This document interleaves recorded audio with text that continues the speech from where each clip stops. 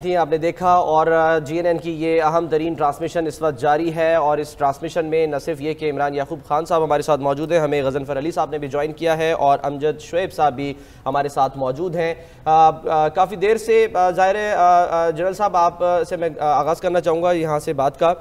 बार बार एक बात की जा रही है पार्लियामेंट में कि जी जॉइंट सेशन बुलाया जाए। Sir what do you think कि इस वक्त बहुत ज़रूरी है कि खान साहब भी इस वक्त जो है वो आए, पार्लियामेंट में आए, जॉइंट सेशन बुलाया जाए जो बार बार डिमांड की जा रही है अपोजिशन की जानिब से? जायज़ है। पार्लियामेंट रिप्रेजेंट करती है आपकी अपनी कलेक्टिव विजडम भी और एक पूरे मुल्क की आबादी को रिप्रेजेंट करती है। हमने पार्लियामेंट से 2 दफ़ा स्ट्रेंथ ली और बड़ा अच्छी तरह हम उस सिचुएशन को हमने निभाया। एक तो जैसे हिना रवानी कर कह रही थी कि सलाला के बाद हमने अमेरिका के साथ उस ज़माने के ताल्लुकात को रिव्यू किया और उनकी सप्लाई लाइन बंद कर दी, लेकिन अमेरिका आपको मजबूर नहीं कर सका क्योंकि आपकी पार्लियामेंट का फैसला था। वो किसी एक शख्स के साथ जाके मामला अपने तय नहीं कर सकते थे। इसी तरह अगर आप देखें तो यमन के मामले में पार्लियामेंट ने फैसला किया और फिर उस पर कायम रहे, और एक पार्लियामेंट का फैसला जब हो जाता है तो हुकूमतें पाबंद हो जाती हैं। अब इसमें भी भारत को एक मैसेज देने की जरूरत है कि कौम मुत्तहिद है, जैसे आपकी सारी अपोजिशन की जमातें कह रही हैं। आम हालात में तो हम यही कहते हैं कि जी कौम को मुत्तहिद होना चाहिए अपने अफवाज के पीछे। अपोजिशन जो है वो गवर्नमेंट का साथ नहीं दे रही, लेजिस्लेशन नहीं हो रही, ये नहीं वो। आज तो सारे आपका साथ देने के लिए, लेकिन अमजद शुएब साहब, भारत को मैसेज देने का कोई फायदा भी हो रहा है क्योंकि वहां पे है बीजेपी, जिसे हर सूरत लोगों का खून करके भी, खून की होली खेल के भी इलेक्शन जीतना है। तो पाकिस्तान से जितने भी मैसेजेस चले जाएं कोई फर्क भी पड़ने वाला है वहां पे? नहीं, बात यह है कि डायरेक्ट हुकूमत पे तो शायद ना फर्क पड़े, लेकिन भारत में बहुत सारे सूझबूझ के लोग हैं या और लोग जो सुनेंगे देखेंगे उनको कुछ तो एहसास होगा। लेकिन उसके अलावा बाकी दुनिया भी है ना। आपने ये मैसेज यूनाइटेड नेशन को भी देना है, ये मैसेज आपने तमाम जो परमानेंट मेंबर्स हैं सिक्योरिटी काउंसिल के उनको भी देना है। आपका इत्तेहाद हर सूरत आपकी ताकत है वो नजर आएगी। अगर आप इत्तेहाद नहीं दिखाते, डिमॉन्स्ट्रेट नहीं करते, तो दुनिया आपको शायद उस पैराए में ना देखे जो एक मुत्तहिद कौम को देखा जाता है। तो मेरा ख्याल है कि ये तो एक अच्छा आइडिया। दूसरी बात यह है कि हुकूमत जब इस पर डिबेट कराएगी तो मुख्तलिफ ख्यालात लोगों के सामने आते हैं, तो हुकूमत को भी पॉलिसी साजी में आसानी हो जाती है कि वो जो खुद सोच रहे हैं क्या वाकई वो दुरुस्त है, या उसके अलावा भी उनको तायद है पार्लियामेंट से किसी की, या पार्लियामेंट को नई राह बता रही है आपको। तो मेरा ख्याल है कि ये रास्ता छोड़ना नहीं चाहिए। पार्लियामेंट में कलेक्टिव विजडम मौजूद है, उसको इस्तेमाल करना चाहिए। आपको अपनी पॉलिसी बनाने में आसानी रहेगी, और जो भी आप कदम उठाएं, कल को अगर उस पर पार्लियामेंट तनकीद करती है तो आपके लिए मुश्किल होगा। बजाय इसके तनकीद से बचने के लिए आप पार्लियामेंट को साथ लेके चलें और फिर आप मजबूत, आप दिल से इत्मीनान होगा कि हम जो कदम उठा रहे हैं इस पर कौम पूरी साथ है आपके। ठीक है अमजद शुएब साहब, इसी बात को आगे बढ़ाते हैं। गज़नफ़र अली साहब की जानिब में चलूंगी। गज़नफ़र अली साहब, आप ये बताइएगा, एक तो जवाब उन्हें पार्लियामान की जानिब से दे दिया जाएगा, वज़ीर आज़म की जानिब से तो यही हर बार जवाब दिया गया है कि आए बातचीत से मसले को हल करने की कोशिश करें, लेकिन अगर आपने कोई मिस एडवेंचर किया तो उसका जवाब भी मिलेगा। अब आगे करना क्या है? उनके एयरक्राफ्ट आए, यहाँ पे पेलोड भी छोड़ के चले गए, वापस चले गए, बहुत ज्यादा आगे नहीं आ पाए, मौसर जवाब भी दिया गया, लेकिन इससे आगे अब हमारी हिकमत अमली होना क्या चाहिए? हिकमत अमली तो अगर आप मिलिट्री टर्मिनोलॉजी में इसको कन्वर्ट करना चाहती हैं तो हिकमत अमली तो यही बनती है कि हमें इसका जवाब, वो जो कहते हैं ईंट का जवाब पत्थर, वो अपना पत्थर का जवाब, ईंट का जवाब पत्थर से नहीं बल्कि ईंट से ही देना चाहिए, बल्कि उससे भी बड़ी ईंट इस्तेमाल करनी चाहिए। और जवाब तो यही बनता है कि we should also cross over the border, hit the target and come back. But is that the correct answer? ये 1 मिनट के लिए बैठ के सोचना पड़ेगा, क्योंकि इस तमाम तरीक़ाकार में आपने इंडिया की तरफ से जो कुछ देखा वहां पे बड़ा इर्रेस्पॉन्सिबल, बड़ा झूठा, बड़ा फ्रेब का, बड़ा धोखाधड़ी का और बड़ा सीपिश किस्म का बिहेवियर है जिसका इजहार किया जा रहा है इंडिया की तरफ से। तो बात यह है कि अब इसी चीज़ को आप एक्सपैंड कर लें मुख्तलिफ अपना इश्यूज़ के ऊपर या मुख्तलिफ स्ट्रेटजीज़ के ऊपर, जिसमें आपने पहली बात तो ये समझने की ज़रूरत यह है कि हमें इस खित्ते न सिर्फ पाकिस्तान बल्कि पाकिस्तान के हिसाब से पाकिस्तान के लिंकेजेस इस खित्ते में किस तरह के बने हुए हैं। और उससे सबसे बड़ी चीज जो है वो ये है कि जो अफगानिस्तान का पीस प्रोसेस जारी है और उसमें पाकिस्तान की जो रेलेवेंस है, और हम जिस तरह यहाँ पे आपको पता है कि हम जो कोलिशन फोर्सेज या जो अमेरिकन फोर्सेज बैठी हैं उनको पाकिस्तान प्रोटेक्ट कर रहा है एक तरीक़ेकार से, यहाँ पे अपनी डिप्लॉयमेंट ईस्ट वेस्टर्न बॉर्डर के ऊपर रख के, और वहाँ पे जितनी दरअंदाजी है उसको रोका हुआ है, बाढ़ लगाने की कोशिश कर रहे हैं। तो चूंकि एक सुपर पावर्स का बड़ा रोल होता है और अमेरिका का बहुत बड़ा रोल है इंडिया पाकिस्तान के मैटर्स में, बहुत बड़ा माजी में भी रहा है, तो पहले तो सबसे आप ये करें ना कि उनको ये अप्राइज करें कि जी अगर यहाँ पे कोई शोरिश हुई और हमने अपनी फोर्सेज लाई तो आप देख लीजिए कि आपका क्या हाल होगा अफगानिस्तान में और आपके साथ आपके ऊपर किस तरह प्रेशर आएगा। ब्रिगेडियर साहब जरा एक लम्हे के लिए हम यहाँ रुकेंगे, क्योंकि आप जाहिर है जो बात कर रहे हैं वो तो एक रिस्पांस की बात है बिल्कुल, लेकिन एक पब्लिक सेंटिमेंट भी एक चीज होती है जिसको जाहिर है देखा जाता है। मैं जरा इमरान साहब को इस पे जरा मैं चाहूंगा कि सर आप जरा इस पे रोशनी डालें। ठीक है, अभी सर जब मैं आ रहा था हमने देखा कि लोग अपने घरों को जा रहे हैं, दफातर जा रहे हैं, कारोबार पे जा रहे हैं, नॉर्मल लाइफ चल रही है, कोई मसला नहीं है, ट्रैफिक रवा दवा है, रिक्शे वाला भी जा रहा है, दूध वाला घरों को दूध भी पहुंचा रहा है, उनको ये यकीन है, उनको पता है कि जी कोई मसला नहीं हुआ, हमारी अफवाज पाकिस्तान मौजूद है। लेकिन सर एक इंपॉर्टेंट पॉइंट यहाँ पर यह भी है कि अगर हम उन्हें भगा सकते हैं तो क्या उनके जहाज़ों को गिरा नहीं सकते थे? इसका जवाब अभी दिया जा रहा है उस इजलास में जहां पर वजीर आजम की ज़िक्र सदारत हो रहा है, और यह कहा जा रहा है कि अगर गिराते तो उससे नुकसान हमारी ही आबादी को होता जो LOC पर रहती है। जी, इसमें जो सलमान आपने बात की ना कि अगर हम उन्हें भिगा सकते थे तो फिर बिल्कुल गिरा भी सकते थे, और हम इस पोजीशन में थे कि उनको गिरा लेते। लेकिन आप एक बात समझे, एक तो इससे नुकसान होता हमारा, दूसरा ये कि आप ये देखें कि इतनी जल्दी हमारे शाहीनों ने ये सारी कार्रवाई की है कि वो खुद भी कहीं गिरा नहीं सके, उनको भी ये मौका नहीं दिया। इसीलिए वो जाते हुए उसको पे लोड कर गए हैं कि भाई यहाँ पे ना वो कोई इस तरह से नुकसान नहीं पहुँचा सके। लेकिन मैं एक बात ज़रूर यहाँ पे आपसे शेयर करना चाहूँगा कि पाकिस्तान जो है इस वक्त, अगर आप CPEC के हवाले से देखें, अमेरिकन इंटरेस्ट के हवाले से देखें, आप देखें कि अमेरिका क्या है। अमेरिका एक सुपर पावर है जिसका बिलाशुबा पाकिस्तान और इंडिया पे दोनों ममालिक पे एक बहुत ज़्यादा, ना सिर्फ ये कि उसका रोल है बल्कि प्रेशर भी है, और दोनों में उसके अपने मफादात भी दोनों ममालिक के साथ वाबस्ता है। उसी तरह से चीन है, चीन दुनिया में एक उभरती हुई सुपर पावर है जो बहुत जल्द, इवन ये भी कहा जा रहा है कि वो शायद अमेरिका से भी बड़ी सुपर पावर बन जाए। अब आप देखिए उसका क्या इंटरेस्ट है, उसका भी इंटरेस्ट है, और पाकिस्तान में CPEC के हवाले से और इवन इंडिया में भी उनकी बहुत ह्यूज इन्वेस्टमेंट है।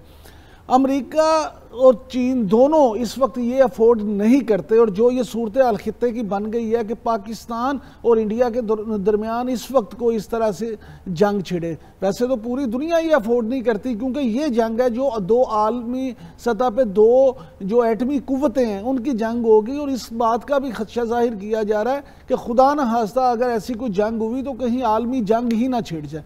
तो ये जो मामला हैं ये सारे देखने पड़ते हैं। मैं आपके साथ इस बात पे सिर्फ ये ज़रूर कहना चाहूँगा कि इस वक्त अवाम जो मुतमिन है उनकी एक बड़ी वजह यह है कि अवाम का अफवाज पाकिस्तान पे भरपूर एतमाद है। अफवाज पाकिस्तान के हवाले से अवाम को ये पता है कि इस वक्त हम we are in the safe hands, और अगर खुदा न खास्ता इस तरह कोई मामला हुआ तो अफवाज पाकिस्तान। जो बात आपसे की मैं टेक्निकल अगर इजाज़त दें जनरल अमजद शोएब साहब से सवाल करना चाहूँगा।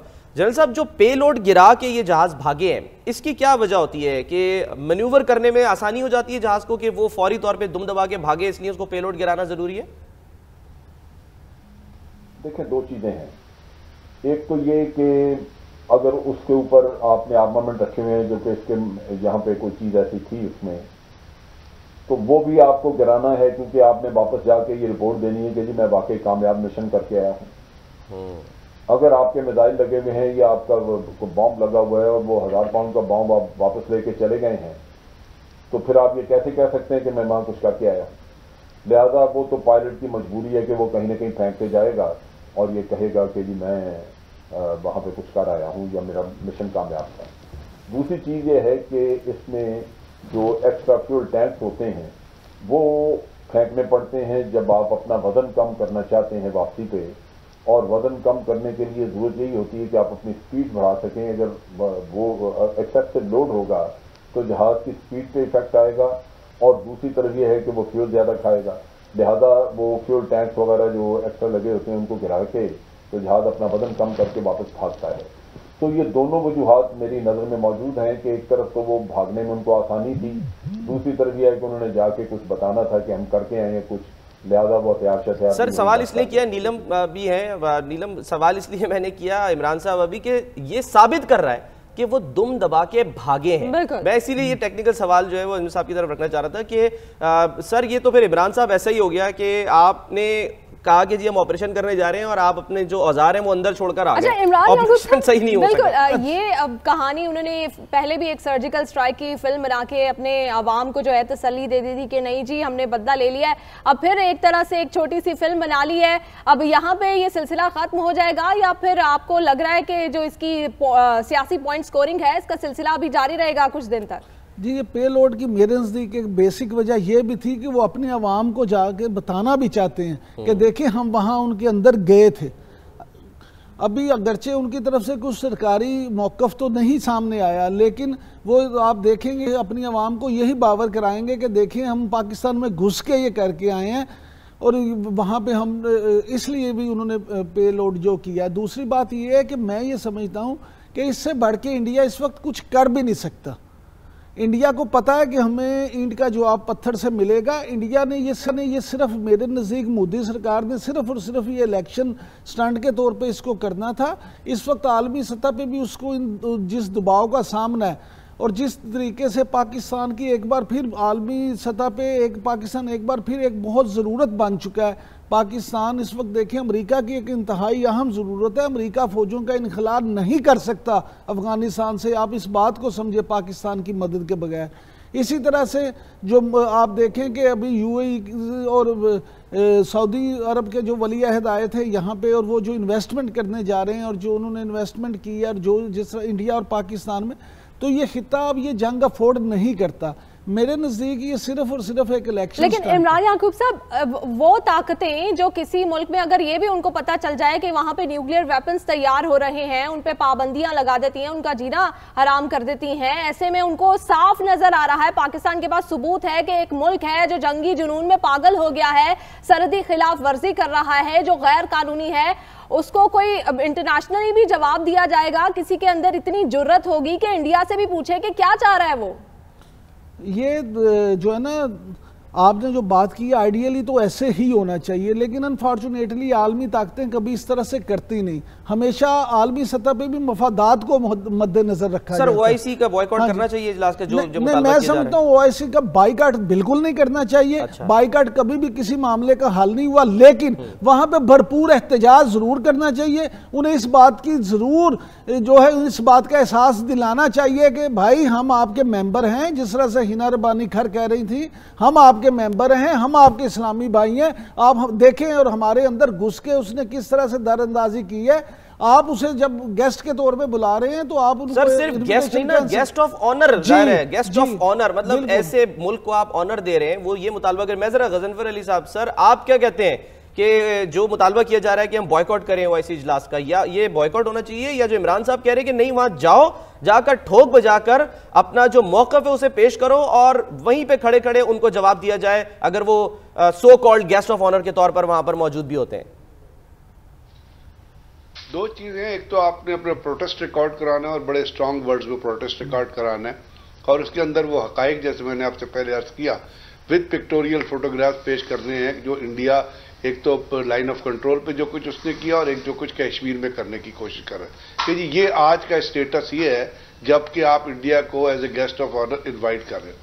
दूसरी चीजें जो सेशन हो रहा है जिसमें सुषमा स्वराज की तकरीर होनी है, हमें उसका बाइकआउट करना चाहिए और उसको वो तकरीर अगर वो कर रही है तो उसको तकरीर अब हम क्या कर सकते हैं, क्योंकि जो ओआईसी की, यही तो मैं आपसे पहले अर्ज कर रहा था कि ये मुसलमान मुल्कों की जो रेशा दवानियां हैं, जो इनकी आपस में क्लेवेज है, जो इनके आपस में इकोनॉमिक और सोशल और कल्चरल इंटरेस्ट है, आपको पता है कि बहुत सारे ममालिक के बहुत सारे कल्चरल इंटरेस्ट भी है इंडिया के अंदर, तो ये प्रिवेल कर जाते हैं मुसलमानों के अपने जो इंटरेस्ट है जो मुसलमानों से रिलेट करते हैं उनको प्रिवेल कर जाते हैं।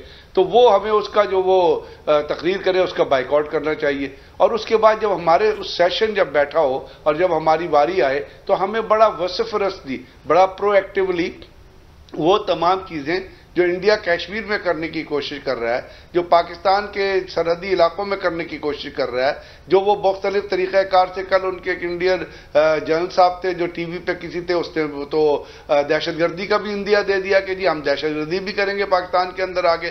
फिर जो अजीत कुमार डोवल की स्पीच मुख्तलिफ जगहों पर आई है कि जी हम पाकिस्तान के अंदर दहशतगर्द तंजीमों को पैसे देंगे और उनसे हम दहशतगर्दी कराएं, ये तमाम वो चीजें हैं जो आपको आगे लेके जाने की जरूरत है। और इसमें कोई शर्म नहीं महसूस होनी चाहिए कि जी हम ये चीज दे रहे हैं तो आगे वो फलाना क्या कहेगा या ये कहेगा।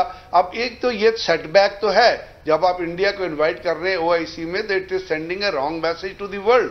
दुनिया को ये गलत मैसेज जा रहा है। आपकी जो बात में तज्जिए में सबसे अच्छी बात लगी वो आपने अजीत कुमार डेविल का है ना, वो बिल्कुल सही कहा है। वो है तो डोवल, लेकिन आपने डेविल उसका जो नाम लिया है वो बिल्कुल सही लिया है। डेविल ही है वो शख्स जो कि बताता है, पहले से बताता है वो कि जी हम ये करने जा रहे हैं, अगर आपने मुंबई किया तो हम बलूचिस्तान को जो है वो डिस्टर्ब कर देंगे। और वो उन्होंने किया भी, वो कुलभूषण की सूरत में उन्होंने कोशिश भी की। वो तो अलग बात है कि वो पकड़ा गया।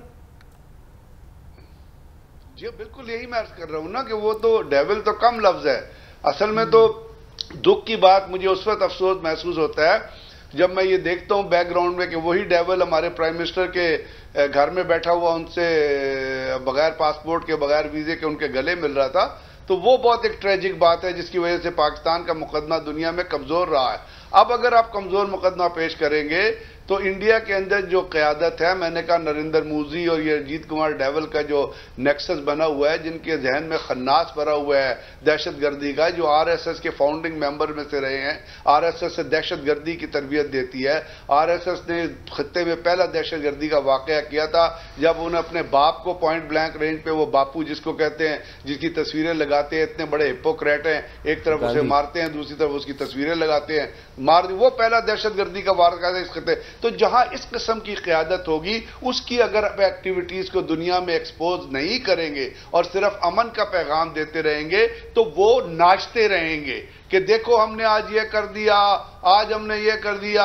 वो जो नरेंद्र मोदी की आदत है, गजफ्फर अली साहब, हम तो एक्सपोज कर भी रहे हैं उनकी जो एक्टिविटीज हैं और वो खुद अपने आप को ज्यादा एक्सपोज कर रहे हैं, लेकिन फिर वही इमरान याकूब साहब वाली बात के हर मुल्क अपना मफाद देख रहा है, मफाद परस्तों का टोला है, उसमें पाकिस्तान जितना भी इंडिया की एक्टिविटीज को एक्सपोज करता जाए, कोई फायदा होगा इससे?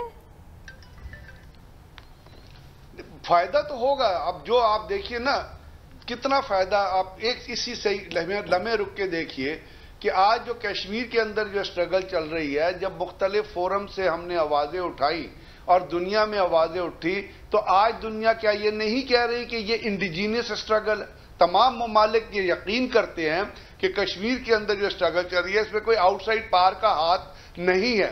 ये वो, और हिंदुस्तान टाइम्स और उनका टाइम्स ऑफ इंडिया के अंदर ये आर्टिकल उठा के पढ़ लें, जिसमें वो लोगों ने लिखा कि ये जो मूवमेंट है ये उन लोगों में है जिनकी उम्र 17 से 25 साल के दरमियान है। आज फारूक अब्दुल्ला क्या कह रहा है, आज उमर अब्दुल्ला क्या कह रहा है, महबूबा मुफ्ती ने क्या कहा कल कि आप कश्मीर की जगह तो रख लेंगे, कश्मीरियों को आपने लूज किया। यशवंत सिन्हा ने क्या कहा। अब ये चीजें अगर ये आवाजें नहीं उठेंगी और खामोशी रहेगी तो फिर तो कोई अपना आपका, अब तो इंतहा पसंद आवाजें भी उठ रही हैं। आप देखिए राज ठाकरे जो है वो क्या कह रहे हैं, उनके जो समाजी रहनुमा है वो क्या कह रहे हैं कि ये तो सारा का सारा एक प्लान था। जनरल अमजद शोएब साहब, सर ये जाहिर सारी बातें किसी न किसी प्लेटफॉर्म पे होती हैं, आपको क्या लगता है ओआईसी का जो प्लेटफॉर्म है वो इतना मौसर रहा है माजी में, या मुस्तकबिल में हो सकता है कि उस प्लेटफॉर्म पर हम ये बात उठाएं, उसका कोई रद्द-ए-अमल भी सामने आया है? क्योंकि बहुत से लोग तो तनकीद करते हुए ये भी कहते थे कि ये ओआईसी नहीं है, ये ओआईसी है, यानी बस ओआईसी यानी देखा और उस पर कोई रद्द-ए-अमल आपने मुख्तसर सा दिया और खत्म, कोई प्रैक्टिकल उसके ऊपर अमल नहीं होता है इस प्लेटफॉर्म से। देखिए ये बहुत अरसे से ओआईसी जो है वो बहुत सारी आप कह लीजिए कि बेअसर हो चुकी है। इसका वो इम्पैक्ट नहीं रहा जो किसी ज़माने में जब जुल्फ़िकार अली भुट्टो साहब ने लाहौर में एक सेशन करवाया था और शाह फैसल हुआ करते थे, वो बात तो रही नहीं। जनरल ज़िया-उल हक़ के दौर में भी ये ओआईसी काफ़ी फाल थी। अब सूरत हाल बड़ी मुख्तलिफ है क्योंकि मुसलमान दुनिया जितनी भी इस्लामिक वर्ल्ड है इनके आपस में इख्तलाफात बहुत ज़्यादा हैं।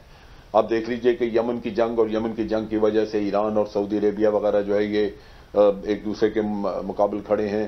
फिर कतर के मामले में आप देख लीजिए कि गल्फ स्टेट्स में अपनी रेशा दमानियाँ शुरू हैं और एक दुश्मनी की फिजा कायम की हुई है उन्होंने वहाँ पे।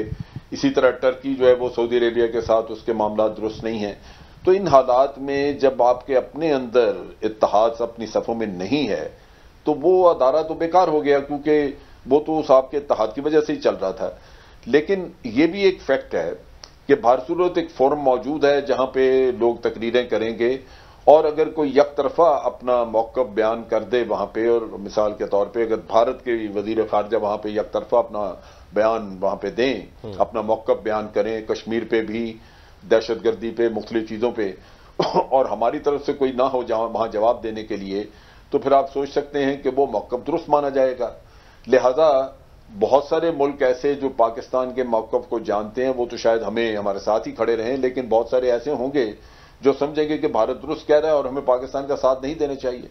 तो ये बड़ा ज़रूरी है कि वहाँ बहुत बड़े पैमाने पर आप सफारतकारी करें और लोगों के साथ राब्ता करके मुख्तलिफ ममालिक के साथ उनको हक़ाइक़ बताएं, और फिर तकारीर में भी आप भारत को कन्फ्रंट करें, भारत का चेहरा बेनकाब करें। ये अगर हम बाइकआउट कर दें जैसा बाज़ लोग सजेस्ट कर रहे हैं, तो फिर आप अपने ऊपर खुद एक तालाबंदी कर लेंगे एक ऐसे जगह की जहां जाके आप अपना मौक़िफ़ बता सकते थे और भारत को आप शर्मसार कर सकते थे, वहां पे उसको बेनकाब कर सकते थे दूसरे ममालिक के सामने।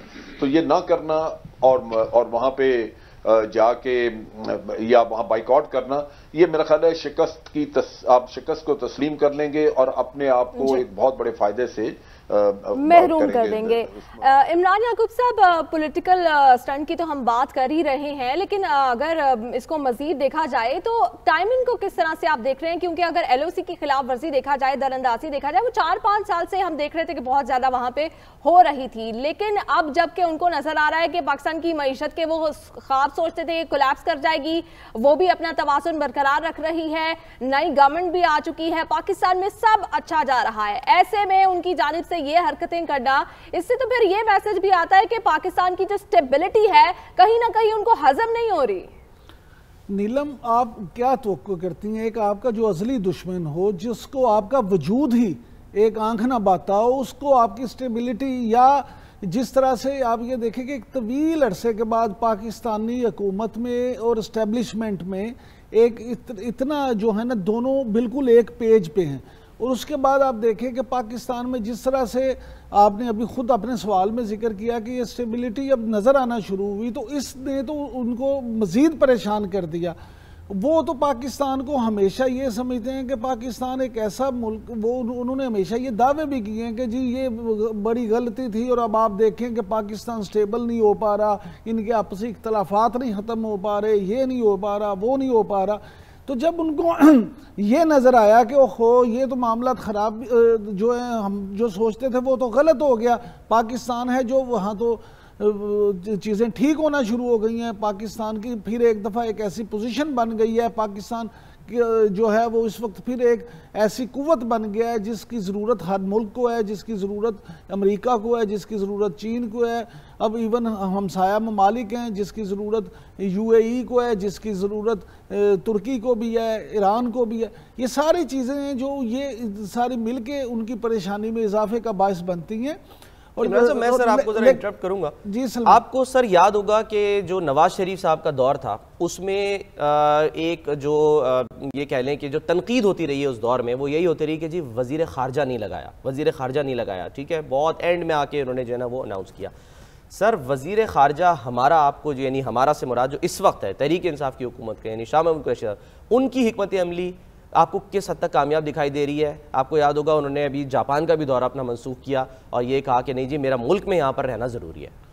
अच्छा, इसमें सलमान आप देखें कि मैं वज़ीर ख़ारजा को ना सिर्फ अकेले वज़ीर ख़ारजा को नहीं देखता, मेरे नज़दीक हमेशा पाकिस्तान में ख़ारजा पॉलिसी उसी वक्त बेहतर और मौसर रही है जिस वक्त इस्टेब्लिशमेंट और हुकूमत दोनों एक पेज पे हुए, और अनफॉर्चुनेटली जब हुकूमत और इस्टेब्लिशमेंट एक पेज पे नहीं हुए उस वक्त वज़ीर ख़ारजा कोई भी हो, आप हिस्ट्री उठा लें, उस वक्त कोई मौसर तरीके से काम नहीं हो सका, मौसर कारकर्दगी सामने नहीं आ सकी। अभी जो आप बात कर रहे थे OIC की, उसको अगर आप देखें इसी तनाज़र में, तो वो भी क्यों मौसर नहीं रहा? क्योंकि अब इस्लामी ममालिक एक पेज पे रहे ही नहीं, जो जनरल साहब बात कर रहे थे कि जी शाह फैसल के दौर में, जनरल ज़ियाउल हक के दौर में, जुल्फ़िकार अली भुट्टो के दौर में ये बड़ा अच्छा था। क्यों था? क्योंकि तमाम इस्लामी ममालिक एक पेज पे थे। जब आप एक पेज पे ही नहीं होंगे, जब आप मुत्तहिद ही नहीं होंगे, तो फिर आप और इसकी मिसाल सर हमें यूं मिलती है कि हम बात तो करते हैं कि ऑर्गेनाइजेशन ऑफ इस्लामिक कंट्रीज, लेकिन जब आप देखिए अखबारात में खबरें छपती हैं जो मुत्तहिदा अरब अमारात के हो गए या दूसरे ममालिक के, तो वहां आपने एक लफ्ज देखा होगा, अरब्स एंड मुस्लिम कंट्रीज। तो डिस्क्रिमिनेशन तो यहीं से शुरू हो गया कि आप अरब्स को अलग कर रहे हैं, मुस्लिम कंट्रीज को अलग कर रहे हैं। जब आप हैं ही एक ओआईसी, तो फिर आप सारे के सारे इस्लामी कंट्रीज हो जाए ना कि हाँ जी आप इस्लामिक कंट्रीज हैं सारे। मैं तो इससे भी अगली बात करूंगा सलमान, आप इससे भी अगली बात ये है कि आप देखें कि अरब कंट्रीज में भी तो आप देख लेना किस तरह के इख्तलाफात हैं। फलस्तीन के इशू पे आप देखें कि अरब में आपको किस किस तरह के तनाज़ुर नजर आएंगे, किस किस तरह सर ओआईसी तो फिर फेल दिखाई देती है ना अगर हम फलस्तीन का मसला ले लें। इसलिए ये एक फोरम जरूर है जिसपे आप आलमी सतह पे अपनी जो है ना चीजें पेश कर सकते हैं, लेकिन मेरे नजदीक इस पे बहुत ज्यादा तवक्को रखना कोई, लेकिन मैदान फिर भी खाली नहीं छोड़ना चाहिए। जी, मैदान बिल्कुल खाली नहीं छोड़ना चाहिए, हमें बिल्कुल भी बाइकाट नहीं करना चाहिए, हमें अपना बहुत मौसर अंदाज में केस पेश करना चाहिए, लेकिन बहुत ज्यादा तवक्को नहीं रखनी चाहिए। एक बार फिर से जंगी बुखार और जंगी जुनून की बात कर लेते हैं, गजफ्फर अली साहब की जानिब चलते हैं। गजफ्फर अली साहब, जो अकल की बात करते हैं ना इंडिया में, उनके पास इख्तियार नहीं है, और जिनके पास इख्तियार है उनमें शायद कोई अकल नहीं है, या फिर वो ये शो कर रहे हैं कि उनमें अकल नहीं है। न्यूक्लियर स्टेट्स की लड़ाई हमारे वजीर आज़म ने काफ़ी वाज़ेह अंदाज में उन्हें समझा दिया था कि कभी भी दो न्यूक्लियर स्टेट्स की लड़ाई किसी के फ़ायदे में नहीं जाती। फिर क्यों है उनको जंग का इतना शौक, फिर क्यों लड़ना चाहते हैं? क्योंकि बात फिर ये नहीं रहेगी कि आई और एक फिल्म बनी और ख़त्म हो गई, फिर एक और एयरक्राफ्ट आई, फिर बात आगे बढ़ेगी। अगर बार बार वो पाकिस्तान को इस तरह से आजमाएंगे तो फिर पाकिस्तान की जानिब से भरपूर जवाब दिया जाएगा, फिर बात फिर बहुत दूर तक निकल जाएगी। जी, वो दूर तक तो निकलेगी, तभी इमरान खान ने कहा कि जंग शुरू करना तो इंसान के इख्तियार में है, लेकिन जंग को ख़त्म करना जो है वो फिर अल्लाह के इख्तियार में होता है। और आपने देखा इससे पहले आप एक्सपीरियंस से गुजर चुके हैं, सेकेंड वर्ल्ड वॉर में क्या हुआ और किस तरह की दुनिया की तबाही हुई। हालांकि उस वक्त न्यूक्लियर वेपन एक ही जापान पे ही यूज़ हुआ था, और आज तक जापान उसके बोझ तले दबा नजर आता है। जनरेशन की जनरेशन है जो वहाँ पे इनकैपेसिटेटेड पैदा हुई हैं, और ये सिर्फ पाकिस्तान और इंडिया के ऊपर नहीं असर करेगा। ये जब उसका रेडियो एक्टिव मटीरियल का इफेक्ट चलता है और हवाएं कहाँ कहाँ वो लेके जाती हैं और एयर प्रेशर किस तरफ डेवलप होता है, तो उसके इफेक्ट बड़ी दूर तक जाते हैं। अब चूंकि आप बात कर रही हैं कि जी अकल के हिसाब से और लॉजिक के हिसाब से और मिलिट्री स्ट्रैटेजी के हिसाब से और थ्रेट परसेप्शन, जब आप कहते हैं कि जी अगर और उसका इफेक्ट क्या होगा, तो उसमें तो तमाम चीज़ें इस तरफ की तरफ इशारा करती है कि जंग किसी के भी मफाद में नहीं है। लेकिन जहां पे मैं जो आपसे अर्ज कर रहा था, जो भारत के अंदर जो क़यादत बैठी हुई है वो पैदावार दहशतगर्दी की है। Narendra Modi is a product of RSS. RSS दुनिया की सबसे बड़ी दहशतगर्द तंजीम है, और आज आरएसएस का अपने अगर ऑब्जेक्टिव और उनके ओथ लेने की, जो उनके प्रीचक ओथ लेते हैं, वो अगर ओथ आपने सुना हो तो वो ये चीज कहते हैं कि मैं पाकिस्तान के अंदर इतने नौजुबिल्ला टोटे कर दूं तो फिर मैं सही आरएसएस का प्रीचक हूंगा।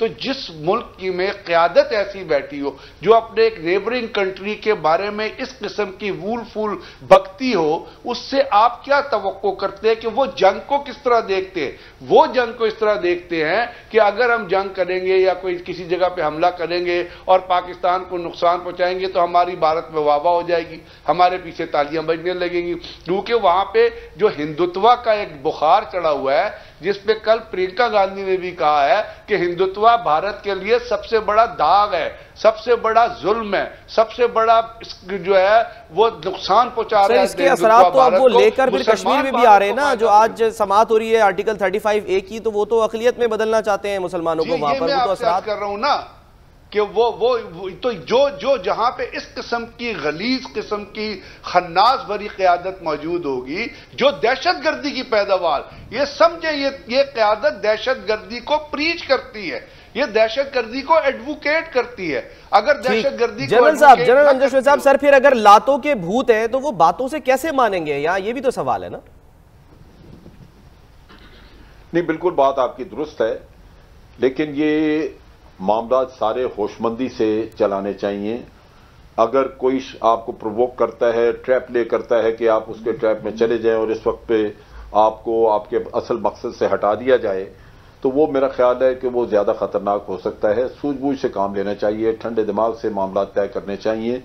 जवाब देने को मेरा अपना ख्याल है कि अफवाज पाकिस्तान तैयार हैं और बहुत सारा कुछ किया जा सकता है। बहुत सारे टारगेट्स वहाँ पे हमारे एयरफोर्स ने भी नोट किए होंगे, उन पर तैयारी की होगी। लेकिन इसके साथ साथ ये भी बात है, हमें देखना चाहिए कि क्या आज स्टेज के ऊपर जहां इकोनॉमी वगैरह के हमारे हालात अच्छे हैं, क्या हम अपने आप को जंग की तरफ धकेल सकते हैं। सो बहुत सारा कुछ है जो सोच समझ के, और अगर ये सारा पार्लियामेंट में फैसला हो और पार्लियामेंट इस चीज की जिम्मेदारी ले के बावजूद हमारे जो मामलात अंदरूनी हैं। अच्छा, अमजद शोएब साहब, पुलवामा का अटैक होता है, कल आप GNN के ही एक शो में बैठे हुए थे मुईद पीरजादा साहब के, और उसमें जनरल मेहता साहब थे इंडिया से, और उन्होंने कहा कि हमें कोई शक ही नहीं है, हमें इन्वेस्टिगेट भी करने की जरूरत नहीं है, पाकिस्तान की जानिब से ही हुआ है। इतने ओवर कॉन्फिडेंट, इन्वेस्टिगेशन से भी पहले उनके जनरल ने भी पाकिस्तान पे इल्जाम लगा दिया है, तो उनकी भी अगर देखा जाए सिविल मिलिट्री अभी एक ही पेज पे दिखाई दे रही है कि बस पाकिस्तान पे हमला कर दो, सब कुछ पाकिस्तान करा रहा है, फिर कैसे बातचीत की जाएगी इनसे? देखिए, वो इंतहाई ढिठाई से और बेशर्मी से ये बात कर रहा था, क्योंकि आपको अगर याद है प्रोग्राम में मैंने ये कहा था कि आप तो इल्जाम लगा रहे हैं शुकूक शुबहात की बुनियाद पे। हमारे पास तो कलभूषण है जो रियासत के मुलव्वस होने का एक वाज़ेह सबूत है कि एक सर्विंग ऑफिसर वो खुद ब खुद तो आ नहीं सकता था यहाँ पे, और उसके पासपोर्ट इशू किए हुए, गवर्नमेंट इशू किए हैं, तो उसके पास इसका जवाब नहीं था। वो ये कह रहा था कि जी आप कलभूषण को क्यों ले आए इस किस्से में। भाई, कलभूषण भी तो यहाँ दहशतगर्दी करवा रहा था। और फिर यहीं मैंने चाइना के कौंसल खाने पर जो हमला हुआ उसका मैंने जिक्र किया। फिर मैंने ये भी कहा कि क्या मोदी ने खुद इकरार नहीं किया कि बांग्लादेश में वो खुद जाके इंसर्जेंसी करते रहे उसके लोग, और वो खुद गया हुआ है 11 वहां पे। तो ये सारी चीजें मौजूद हैं। लेकिन एक मुल्क है जो अपने अच्छी सफारतकारी की वजह से या अपने अच्छी बड़ी मार्केट होने के बलबूते पे वो दुनिया को अपना नैरेटिव सेल आउट करता है, और दुनिया उसकी बात सुनती है, जबकि आप खामोशी इख्तियार करके बैठे और दुनिया को बता नहीं रहे कि हमारा लेकिन दुनिया को अब हम बताएंगे। अमजद शोएब साहब, आप हमारे साथ ही रहेगा, हम खबर देंगे अपने नाजरीन को। भारतीय जारहियत पाकिस्तान ने दीगर ममालिक से राबते का फैसला किया है। तुर्की, चीन, अमेरिका के सिफारती हुकाम से राबता किया गया है। जराए के मुताबिक पाकिस्तान ने अमेरिका पर भी वाज़ेह कर दिया है कि अगर हमला हुआ तो भरपूर जवाब दिया जाएगा। पाकिस्तान अब खामोश नहीं रहेगा। भारत की दरअंदाजी, लाइन ऑफ कंट्रोल पर पाकिस्तान की फजाई हुदूद की खिलाफ वर्जी, पाकिस्तान सिफारती सतह पर जवाब देने के लिए मुशावरत कर रहा है। इसी पर बात करेंगे, हमारे नुमाइंदे अनस मलिक ने हमें ज्वाइन किया है। अनस, बताइएगा इस सिलसिले में क्या जो है वो इक़दामात किए जा रहे हैं? जी शुक्रिया। भारत की जानिब से जो आज फिजाई दरअंदाजी की गई, पाकिस्तानी फिजाई हुदूद की जो खिलाफ वर्जी की गई, उसके वज़ीर ख़ारजा ने एक हंगामी इजलास तलब किया था वज़ारत ख़ारजा में, जिसमें फैसला किया गया था कि दोस्त ममालिक को इंगेज किया जाएगा और इस पर पाकिस्तान के मौक़िफ़ से आगाह किया जाएगा। अब से कुछ देर खबर तुर्की, चीन और अमेरिका के हुकाम को, सिफारती हुकाम को ये वाज़ेह तौर पर पाकिस्तान का मौक़िफ़ बता दिया गया है कि पाकिस्तानी फिजाई हुदूद की खिलाफ वर्जी की गई है और पाकिस्तान इसका भरपूर जवाब देने का हक रखता है और पाकिस्तान जवाब देगा। अब से कुछ देर बाद वज़ीर ख़ारजा शाह महमूद कुरैशी बाकायदा तौर पर पॉलिसी स्टेटमेंट देंगे, पार्लियामेंट के फ्लोर पर देंगे, और ये पॉलिसी स्टेटमेंट देने का फैसला वज़ीर आज़म इमरान खान की हिदायत पे किया गया है। जो आला सतह का इजलास वज़ीर आज़म इमरान खान के साथ जारी था, वज़ीर ख़ारजा ने उसमें ब्रीफिंग दी और उसके बाद उन्होंने दोस्त ममालिक से भी जो इंगेजमेंट की गई थी, इस सब में अमेरिका की जो सफारती हुकाम है उनको बड़ी वाज़ेह तौर पर पाकिस्तान की जानिब से बता दिया गया है कि पाकिस्तान अब कार्रवाई करने का हक रखता है